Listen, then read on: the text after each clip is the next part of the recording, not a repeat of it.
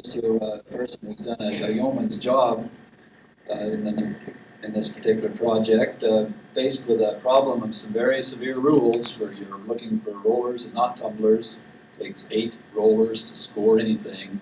The guy has held firm and looked for quality. This is for judging the 1990 Far West International Fly. It goes to George Mason.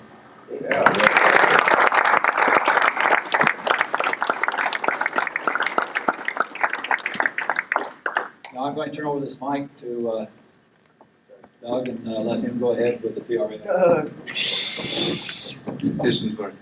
Okay. First of all, I'd like to thank Doc and Brent. Hey, Doc. Great job they did. All the stewards that helped out in the show, Lester and the rest of you guys, Alan. When we first started the PRA, it was kind of a big adventure, and both my brothers Dan and Don, they're really going for it. They really wanted to do it. I was the one that was hesitant because of the problems that exist along the way. Whenever you try to get out there and do it, and you're the guy that's out there, you've got a lot of people throwing stones and trying to make things not work. And that was one of the things that I told them at the time. And when we finally decided to do it, I was with them 100%. And I'd like to thank all of you people for being here, because you're the ones that make it happen. And we're glad to be the PRA and glad to be here for you guys, because the roller hobby needs to be involved. And the other major clubs haven't been so involved, but now they're becoming involved, which is good. And we like to see that. And I hope they continue to be involved, because we will. Next year, our convention will be held in Seattle, and Byron Gable, Les Bellew, they'll be the guys to contact. They've been after this one for a while, so now they've got the ball, and these guys will do well. So next year in Seattle, the date will be announced later through our bulletin. So just read your bulletins and you'll find out. We'll get this thing going, and we've got quite a few awards here. I really don't know what sequence to do it. I think we'll go with the display first. We'll start with Best Yearling Hen. Before I do this, I'd like to thank George for a super job he's done judging this. He went through the birds very thoroughly. He really checked the birds' tails and the wing, and he knows what he's looking for. This man's been All England champion, old birds, 2 or 3 times at least, and the guy's phenomenal with pigeons. I hope he saw some good pigeons today in the display. I'm sure he did. He'll probably tell you that. The first one he awarded was Best Yearling Hen. And, you know, I'm standing up here, and I don't even know who did it. I know the birds, but I don't have a list. The Best Yearling Hen was a red check badge with green wings, and it was Bill Ingalls. Beautiful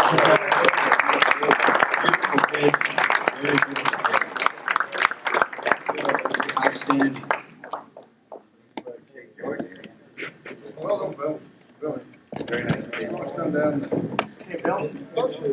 Can't forget about you.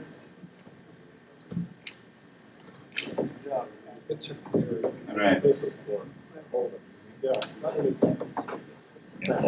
Oh, yeah. Stick them in there. Okay, that's cool. Okay. Best Yearling Cock. You probably know who you were. I don't have a list. Who's the best yearling cock winner? Are they here? I don't know. Randy Lewis. Oh, yeah, You guys have to speak up. You know who I I don't have a list. Red Jack. Was it Red Jack? Randy Lewis. And by the way, this bird was right out of his kit. He took it right out of his kit, and the bird was in condition enough to place where it did. That's fantastic. Best old hen was Don Marshall from San Jose, California. He's a regular winner like this. They're always in outstanding condition. Always outstanding condition. Has deep, fast rollers. And flew some nice pigeons for us on the way. Best old cock is Repetitious. It's the second year in a row that this pigeon's won.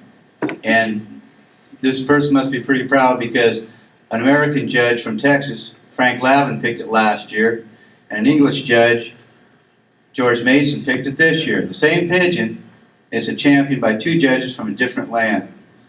Tremendous blue bar cock, tiny little thing, and it's hard to beat. It's Donald Willett.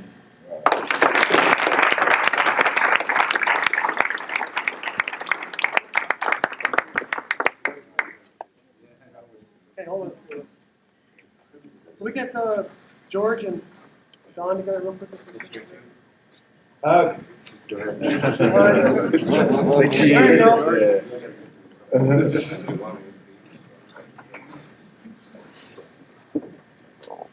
Okay, this next award that we give for, it's more of a, it shows who has a solid program and who's got outstanding pigeons that are flown. What we do is we have a proven producer award, and we have one bird that's has 3 different mates, and they're all verified rollers.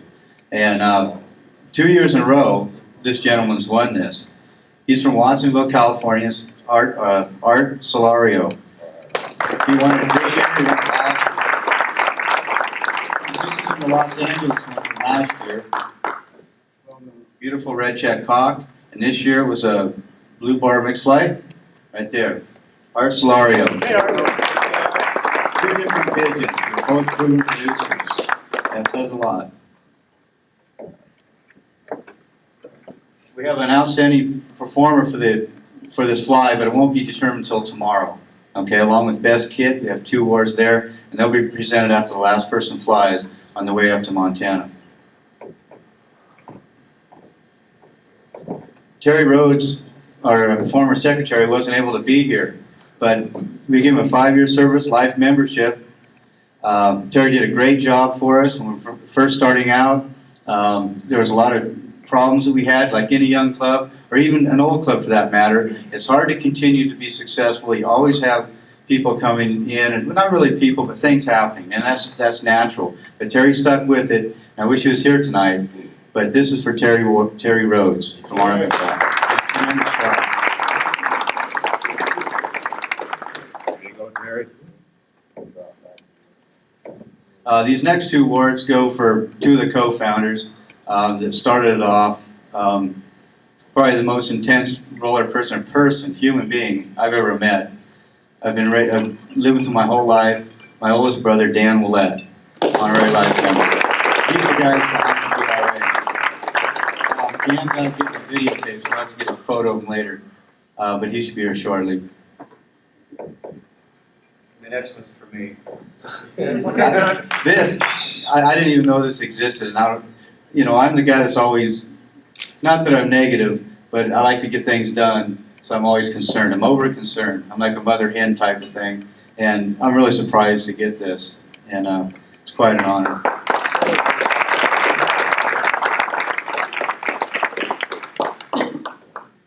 Now we get to the big awards, not that the other ones were small, but this is an honorary life membership. We give these out to each year to our display judge. And we've had some outstanding ones in the past: Chandler Grover, Roger Baker, Paul Bradford, Frank Lavin, and this year we're proud to present this to George Mason.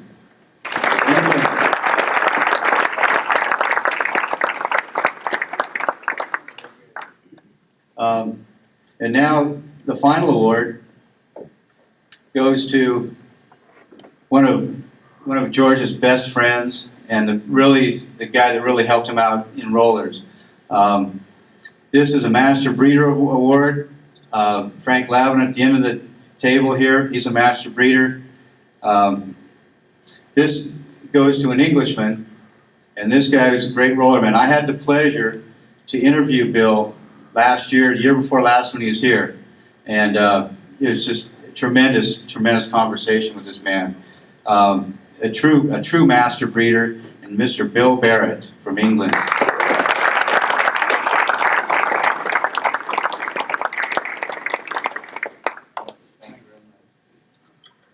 Okay, that's all we have for our awards. Doc Ryman is going to have a panel discussion with these fine gentlemen up here, and boy, there's 2 or 3 centuries, probably 3 centuries worth of knowledge right here. Get a nice leg. Roger's got one of them all by himself. 3/4 anyway. But just a tremendous group of guys, and hope you guys enjoyed this. And Doc, I guess we'll be asking questions and probably ask for responses from the floor also, and try to be easy on these guys. Thank you, Doc. Thank you. Thank you, Doc. Thanks a lot.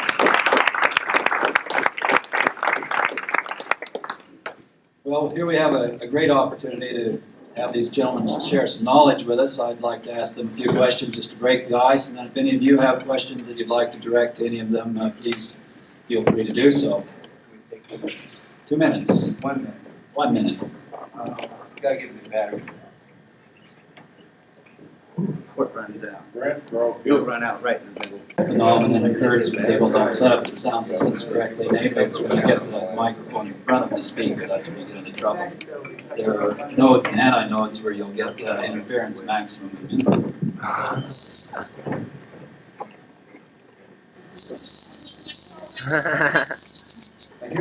think the whales already want to bear. That's his excuse.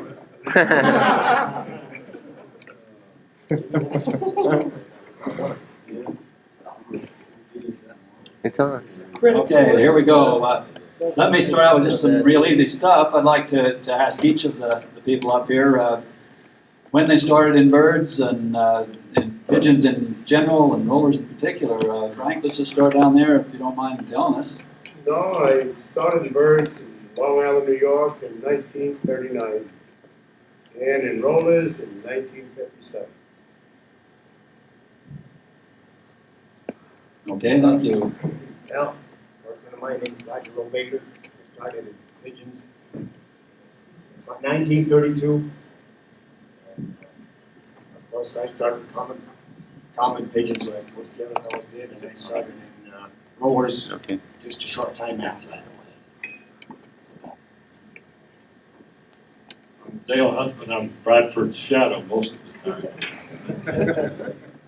I was born into the pigeon game with my parents. My father was a livestock man all his life, and I was, well, let's say I really got serious about, I was about 10 or 12, and I've had the same strain of Oriental roller since 1936, and I've been bugging him ever since with the roller. So whatever roller he got, I got, and whatever I got, he's got. So we're just like 1 and 1.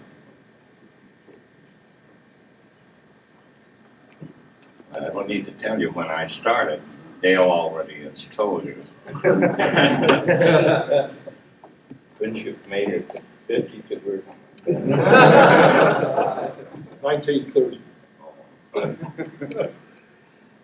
I had my interest tweaked in birds because my grandfather taught at the University of Utah. He was an ornithologist and also a life member in the Boy Scouts. And he used to lecture on birds and the plants in our area in Salt Lake. And I used to go with him. And when I asked him, I was about 8, if I could have a pair of birds. And he said, absolutely, but I had to take care of them. And I've been taking care of them ever since. Well, ladies and gentlemen, like Dale, I grew up with pigeons. My father had pigeons and my grandfather had pigeons. And I've had Birmingham rollers since 1963. In 1953 I had Birmingham rollers, but only for perhaps 4 years, and then I got out of them. And my father had the racing pigeons. He wouldn't let me keep the rollers in the yard, so I had to wait until 1963, and I've had them ever since. About 15, 16 years ago, I went on to build barracks pigeons because they seemed better pigeons than what I was flying, and I've been flying them ever since. Thank you, gentlemen. Let me ask a question.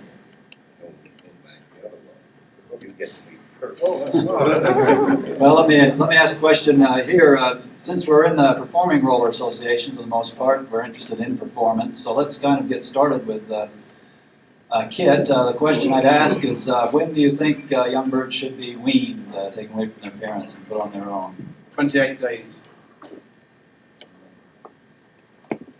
I can't be that exact. I think a young pigeon should be weaned when it's ready, just like when you wean your children when they're ready. And it's amazing to me to see these lovely ladies here and the children that are here.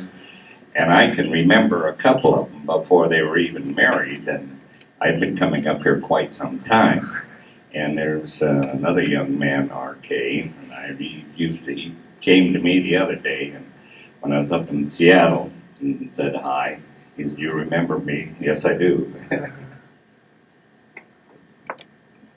Well, I generally wean them when I let the wing up. The pin feathers are just about all pinned out. That's the easiest way for me to go on with them. I usually wean them when they make sure that they can eat and drink by themselves without their parents' help. I think that's a healthiest way. About the same as Roger here. Normally I feed pellets, so they come out of there about 18 days. Okay, go ahead and keep that mic. Right. Next question I'd ask would be one of getting them off the roof. Do you think that there's a rush to get them off the roof, or do you let them leave on their own? Dynamite. I more or less let them leave on their own. Normally it takes about a week, 10 days. And then I use the pole to them and chase them off. You don't want to rush them, or else you're going to lose them. Let them take off and plow themselves, and then if they just leave the roof a little bit, then a couple of days later, flag them off.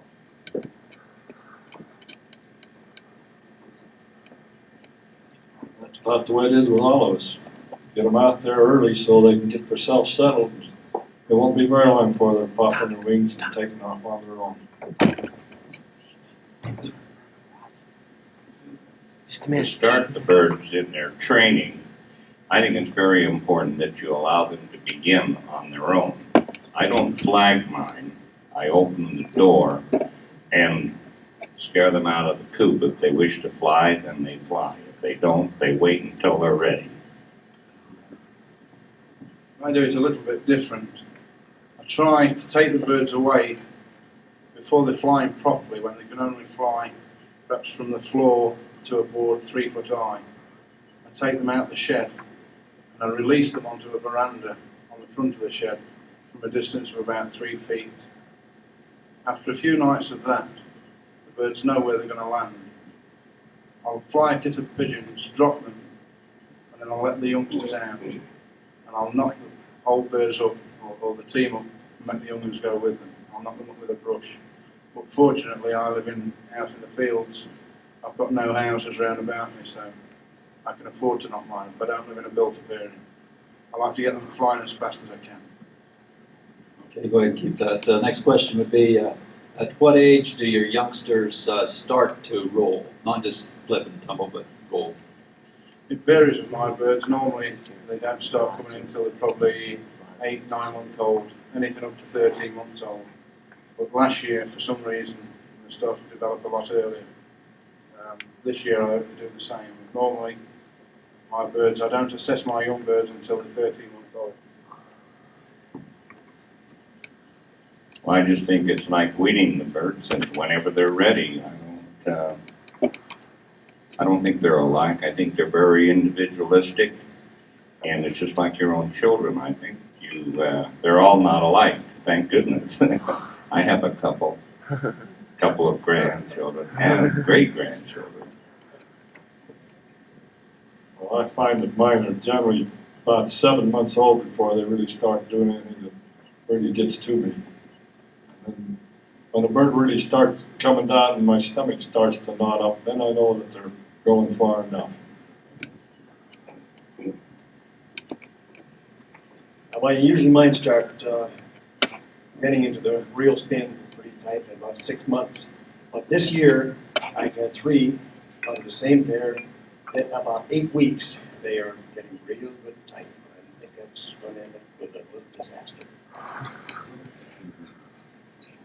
Well, I fly a little different. I fly twice a day, young teams, and they seem to come on a little bit faster. My birds start rolling, actually in a good roll, about 4 months. Okay, on training techniques, some people put their young bird kit up with a few old hens or an old hen. Would you care to comment on how you would handle that? Do you recommend old hens or do you put them up on their own? Yeah, I think it's a good idea. It kind of gives them something to chase after, you know, something to follow. Well, it's important, I, 10 days apart. Two-part question. Is 10 days too much time, which I don't think is enough? It's not too big of a spread on young birds the same age for a kid. That's a two-part question, I guess what I'm saying is, do you recommend or not recommend that? Can you repeat that, Brian? I'm sorry. Can you say that again? It's a bit, utilizing a pair of feeders. You use a pair of feeders and a pair of stock birds. You want to get 2 eggs off the stock birds, run them underneath the pair of feeders, and then let your stock birds. 4 hours. You know, I'll tell you a better way than that.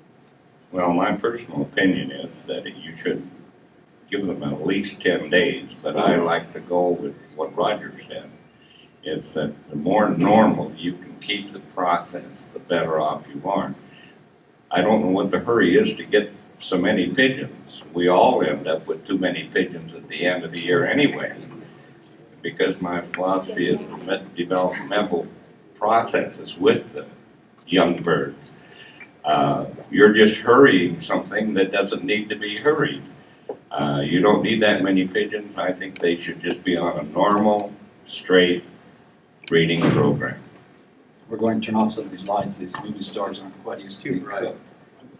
George is going to tell us another way of doing it. Oh, just a second, George. I was waiting for the climax and you cut it off. Go ahead. I'll try and explain to you a better way of doing it, or at least the way that I think is better. I don't know whether you'll understand it. What you need to be doing is breeding off the best cock in the pen. If you're breeding off 5 or 6 cocks, by the time you get to pair number 6, you're breeding off rubbish. You should be breeding off the best cock in the pen. And you want to be pairing that cock to the best 4 ends in the pen. So what you do, you have a breeding box with 2 doors on it, and a partition in the middle of the box made out of dowling or lath. You put the cock on one side, you pair the end to a cock. The cock doesn't have to be any good at all. You're only going to use him for feeding the young one. You put the cock one side and the end the other side. You do that with 4 pairs. All you're interested in is the 4 end birds. You're not interested in the cocks at all. Then you have your best cock in a pen on his own. You take the end from the first box and put it with that cock until dinner time, or if you're at home all day you can do it a lot quicker. Basically you've got to take the end out and put it with your best stud cock in a pen on its own and let that cock tread the end. Then you put it back again and you take another end out. If your wife's at home all day and she can handle the birds, she can change them over every 3 hours or whatever. After 10 days, if they're in good condition, all 4 of those ends will lay within 10 to 12 days. And what you do then, you pull the partition out and you let the cock that's been paired to the end through the bars sit the eggs with it. That way you're going to get 12 youngsters, sorry, you're going to get 8 youngsters off 4 ends, and they're all going to be off 1 cock, and that's your best cock. And if I come to any loft in America or England and ask them which is the best cock, you can all show me the best cock. So therefore, that's the pigeon you should be breeding off, to breed more good pigeons. And I must admit, I've only just realised the way of doing that myself, and I should be doing it next year. I saw that in a racing loft in England earlier on this year, and he was one of the top racing flyers in England. And when I saw the 2 stock birds he got, what he called his bull cocks, I couldn't understand why he got 2 cocks in a pen on their own and these pigeons paired out I've just explained. And when he told me, I thought I should have realised that 15, 20 years ago I should have been doing that. And that's the best way to pair your pigeons. Any of the racing homer men will know what is termed as widowhood flying. And there have been some programs involved with this. But here again, I think that this is pushing, and I don't think that's the way to go. I think the more natural you can keep your birds and the natural pairing, the better off you will be. And I disagree with George. I think the better bird is the hen, and you should take very good care of them and then mate for your best pairs. Okay. Let me ask another question on my own. This has to do with performance in your kit, simultaneous performance, the concert action that's required to score. And the basic question is, in your opinions, does a concert action, is it better to have the birds closely related as a family, or can you accomplish the same thing with birds of the same type from different families? What's your feeling of relationship there? Well, I think it takes a lot of years to get yourself a team of 20 pigeons that are all capable of doing a good roll. I think that takes a lot of time to start with. And then once you've got that, once you've got birds that are able to roll in good style, you've then got to start selecting for frequency. You can't select for frequency until you've built yourself a team of good pigeons up to start with. Initially, all you're interested in is breeding good rollers. Once you've got some good rollers, then you can start pairing up for frequency. And I also think that, I might be wrong, but I think that once you get a family of pigeons, of frequent pigeons, if they're all the same family, they should have a similar wing action. And although a mixed kit of pigeons, a mixed family of pigeons, although I can't see a difference in the wing action, I'm sure that a family of closely bred pigeons, good pigeons that are frequent, will have the same wing action and therefore should put a better performance on. Pigeons are one of the few animals that lend themselves to close inbreeding. And the important thing, as George said, is to have a good family. That is the best way. If you have a mixed group of birds, you always go back to first base to start all over again. You maintain your own family of birds, your very choice selection, breed them naturally, and then you'll have continuous success in the air. And the most important thing in performance, I believe, is velocity of the bird's spin. Depth will come, frequency will come. This is because you have the same family. All this is just about a repeat from the other guys. Once you've bred your family, your percentages of getting birds that do what you want them to do is much greater than mixing them with different types of other stock birds. I believe mostly the same thing, but I think that after so long, you can interbreed your birds too much and you lose something.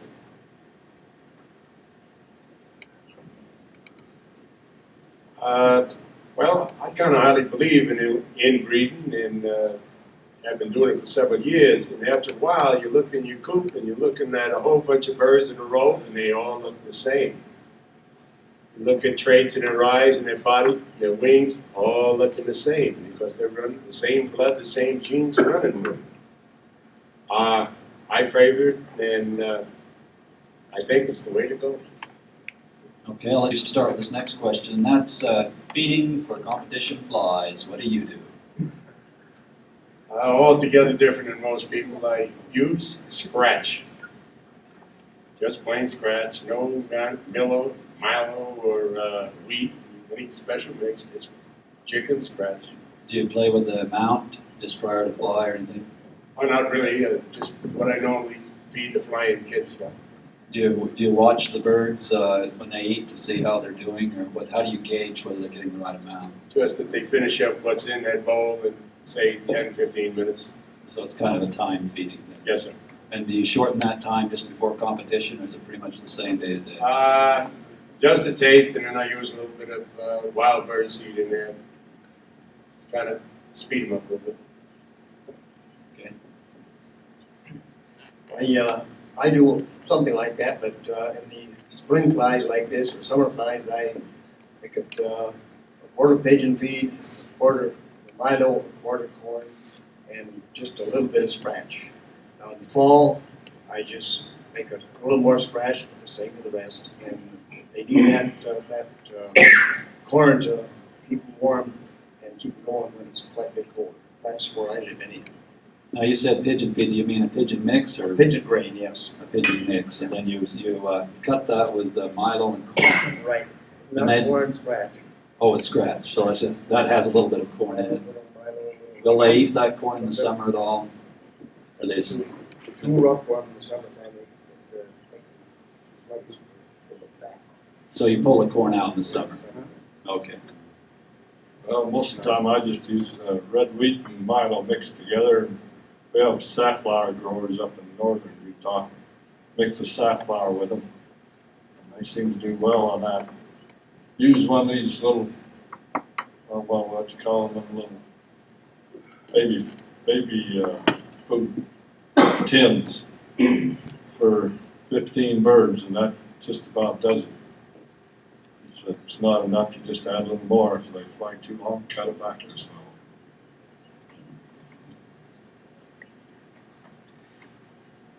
Here again, in feeding your birds, everybody will be different. You selected the birds. It's your family of birds. You know how you want them to fly. You know how you want them to feel. You're the one that's responsible for their health and well-being. So you'll have to determine what you feed, how much you feed. That will make the success or failure of your group of birds. I think most people know that I feed on milo. I feed nearly milo all through the flying season. What happens, you get people that are feeding the kit on mixed feed, and they decide to change to milo. They put the birds on milo for a week, they give them the same measure of milo as they've been giving them on mixed feed, and they find the birds are only flying for 5 or 10 minutes. So after a week, they put them back on the mixed feed. It takes you months, well, it takes weeks and weeks to get your birds onto milo properly. What you need to do with milo is to give them as much as they'll eat. And as soon as 2 pigeons go for a drink of water, you take it out of the trough. Whatever's left in the trough, you pour back into your tin, and that'll give you a measure.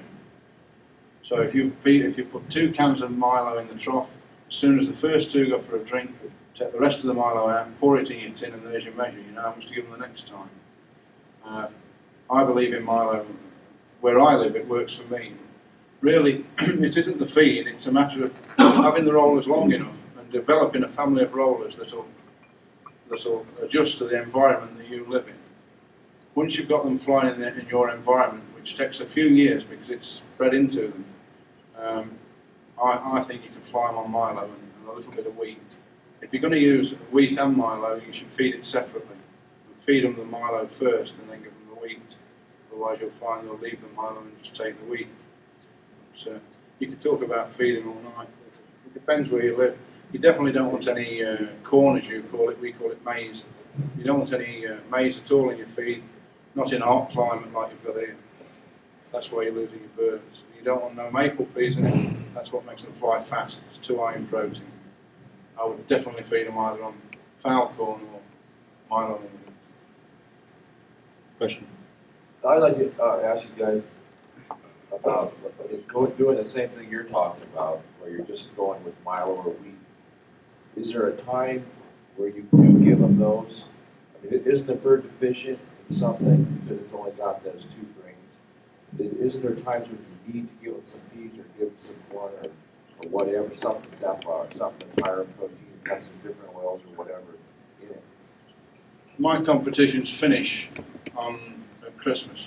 My last competition's on Boxing Day. After Boxing Day, all my birds are fed on a mixture of feed, and they're fed good feed, and they get conditioned seed. And then for probably 3 months, they're only flown at weekends. When I'm not flying in competition, I feed my birds whatever they want. I feed them good quality seed. They get peck stones from Belgium, and they get the same sort of minerals that racing pigeon fanciers use. They get everything. And they'll sometimes get a tonic even when they're on milo. I'll give them an iron tonic perhaps once every fortnight. And that consists of any tonic that you buy at the chemist for a baby, any iron tonic at all. Anybody that's run down when the doctor gives them an iron tonic, you can use that in the water. You don't need to buy anything special. So, Are you asking, do you feed your performing kit differently than you feed your breeding lot birds? Is that what you're asking? No, what I'm asking is when you have them on a real low protein diet like that, where you're just giving them milo or milo with wheat or wheat, whatever, going and you're doing your competition for 5 months or whatever, and you're working those birds every 2 to 3 weeks pretty hard trying to get them where you want them just before they fly. Maybe you might have a week, you might relax off a little bit where you can pump some feed to them. You pump feed to them then, or you just keep them on that mile that whole time they're flying? Sure. Sorry, I forgot to ask the question. See, I feed them, when the competitions finish in December, I'll put them on a mixed feed then, and I feed them well. But at round about March time, when the clocks go back, when the light nights start, I start to put the flying teams into competition. I probably have 2 or 3 teams I'm going to work with for competition. Probably 2 old bird teams and a team of yearlings. Once I put them onto Milo, they'll be on Milo right through the flying season, right up till December.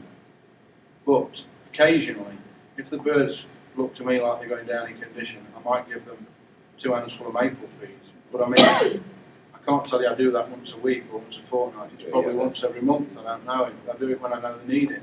Yeah. So once they go onto Milo, mine stop on Milo. But the thing with Milo is you've got to be doing it for quite a few weeks. But I get more performance out of them since I've been using Milo. Yeah, I do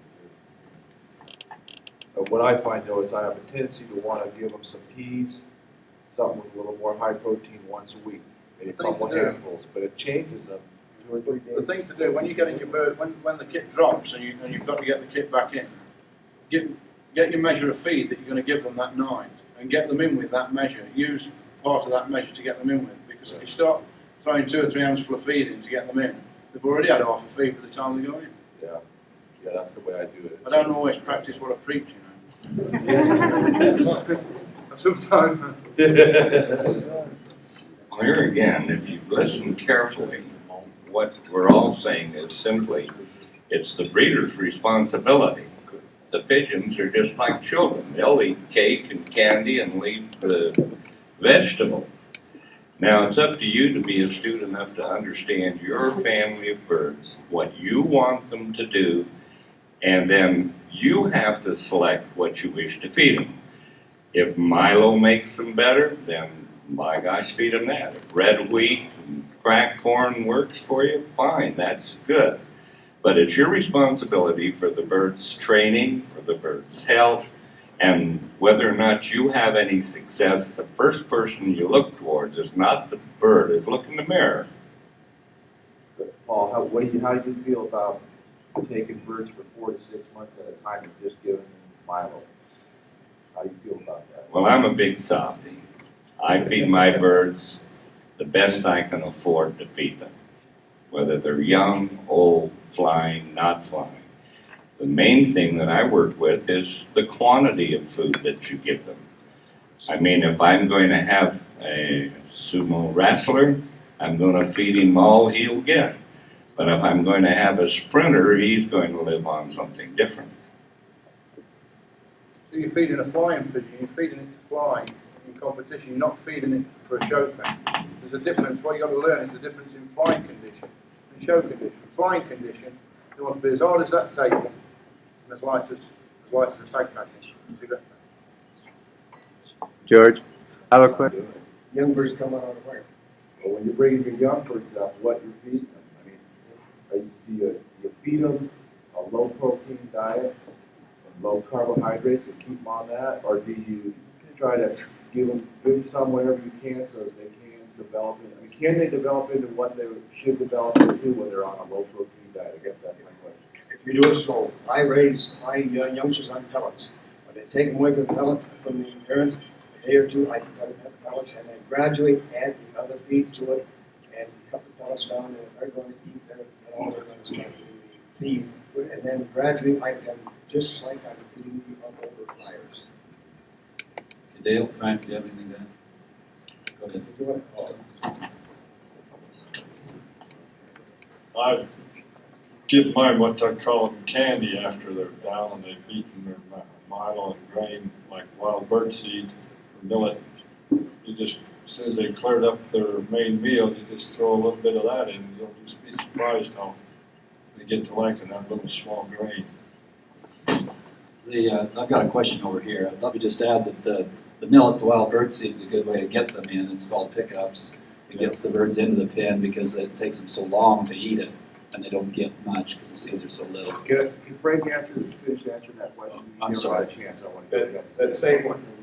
Well, like I told you before, I use strictly scratch, okay? And all my breeders have been on pellets for the last 15 years. Maybe youngster that's tremendous. I think far superior in the grain than youngster.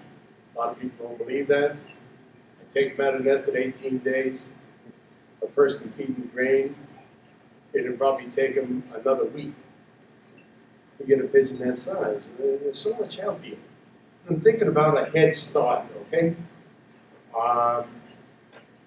You give that bird a good head start, and you can have a good pigeon. Now I go to grain. I use grain. I don't want to feed grain to my breeders. There's a lot of reasons, and the biggest one is all the pesticides that these farmers are spraying to keep the insects off. Okay, the pellets go through a cooking process, all right? So a lot of that poison goes out. It gets cooked out.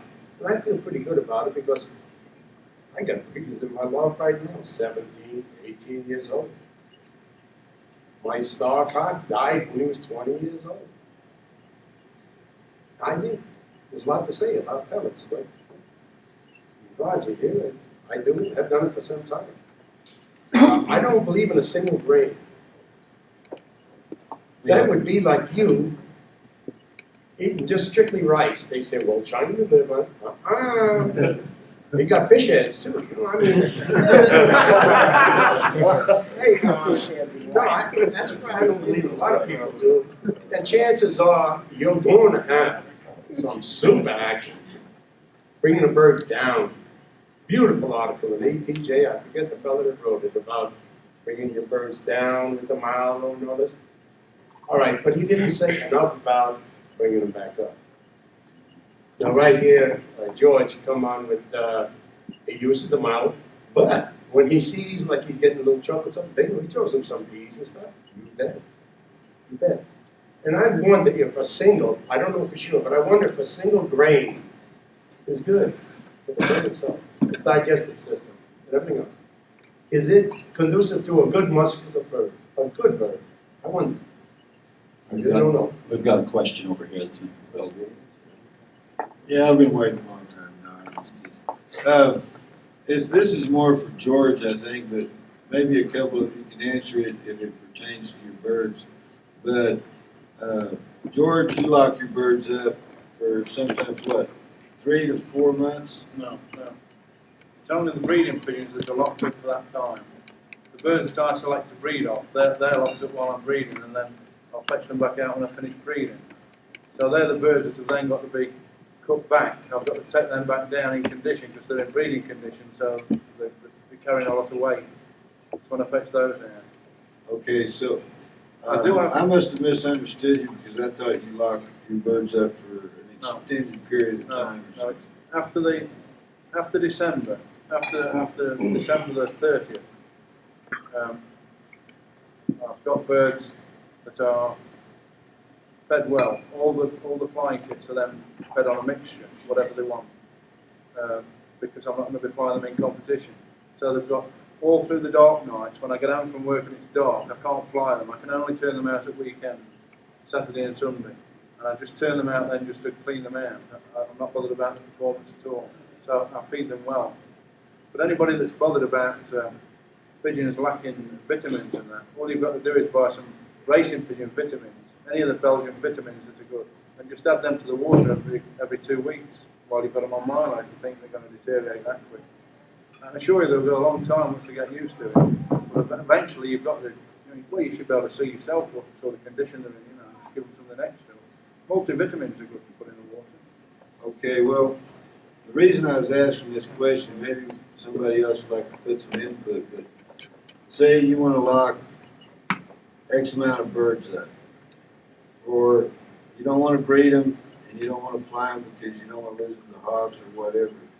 Do you keep males and females together and let them mate and throw their eggs away, or do you split the pairs up, or what's your feelings on that? If you're going to keep them, if you're going to lock them up for a long period of time, the 3 months, something like that, you'd be better off separating the cocks from the hens. And once they're through the molt, completely through the molt, you'd be better putting them on barley. Put them on barley for 6 days and then give them a high protein feed on the 7th day. They'll keep better condition on barley with a feed once a week if they're going to be kept in. Okay, gentlemen, unless there's a real burning question, we kind of promised these folks we'd get out of their hair at 10 o'clock so that they could clear up and go home. One more, and it's not on feed. Okay, well, one last question, and this could go on all night, and certainly will at the University in Iron Gate and elsewhere. It has to do with the quality of feather. We hear a lot about hard feather and soft feather, and I noticed, George, today you took several birds to the window and looked at the sunlight of the feathers. I assumed you're looking for some quality about the feather. I was looking for the lice. Lice? Pinholes. And that alone, not the thickness of the feather or the breadth of the No, I can feather see or that some without sort of taking sunlight it. through the feather. You can see them without, you can see the feather quality without, you can feel that when you pick the pigeon up out of the show pen. It's the parasites on the birds that I'm looking for. Especially in a dark feathered one, you can't see it at the side of the pen, but if you take it to a strong light, you'll see that somebody had got birds with a lot of pinholes all the way down to somebody had stuck a pin in it. I thought that was a feather mite. It's definitely a feather mite. Graham Dexter assures me that it's red mite. So someone's got red mite in the loft. And the way to check for red mite, if you go in at night when it's dark and lift your young birds out of the nest and then put the light on in your loft, you'll see them running all over your hand. Would anybody care to comment on feather quality and how to maintain it or what's required in rollers or something? Feather is mostly protein, and feather is feather. It's either the birdies are as tightly feathered or loosely feathered. Of course, if you've studied the feather and you know what the feather is made of and how it's hooked together with barbs and barbules, and then what the bird itself does, if you look at my hens, and then you look at somebody who's working in construction, you still have hands, but the construction breeder's hands, of course, will be stronger. The same way with feathers. If you feed your birds properly, give them a proper diet, and by that I mean natural food. All animals that are placed on Earth were given special adaptations for what they eat. The pigeon is a seed eater. You should eat seeds, not man-made prepared mix. Some people like it, that's fine. But I prefer the seed. The dark colours, the checkers and the blues, always are the feathers than your light colours. Okay, gentlemen, the hour is getting late. We'd like to thank you very much for this opportunity.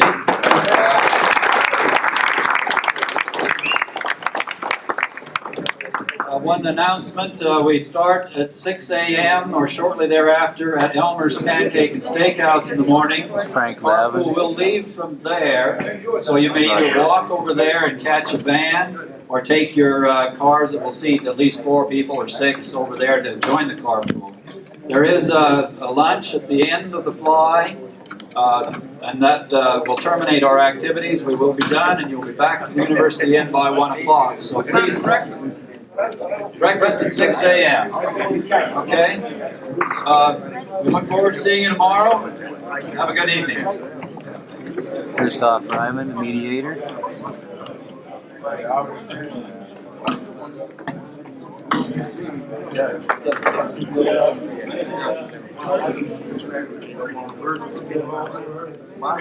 Well, everybody took their own business. You barely.